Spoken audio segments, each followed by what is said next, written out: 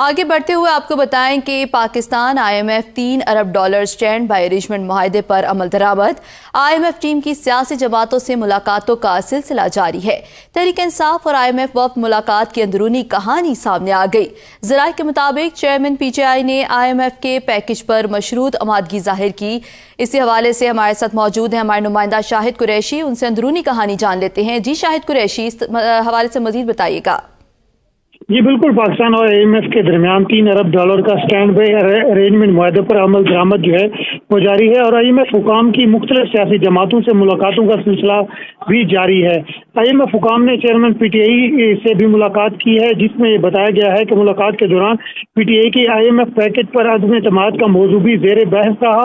Chairman PTI ने जून में खत्म होने वाले पैकेज की मुखालफत पर खुद को सही करार देने की कोशिश की। चेयरमैन PTI ने पैकेज से कबल खैबर पख्तूनख्वा और पंजाब की PTI हुकूमतों की मुखालफत को भी जायज करार दिया। चेयरमैन PTI ने आइंदा पैकेज को भी शराइत मनवान पूरी करने से जोड़ने की तजवीज़ दी। चेयरमैन PTI ने IMF की टीम की जानिब से अपोजिशन को एतमाद में न लेने के अमल को सराहा। तहरीक इंसाफ ने तमाम सियासी जमातों को पाकिस्तान के लिए नया तो सही प्रोग्राम देने से कबल मुज़ाकरात की अहमियत को तस्लीम किया।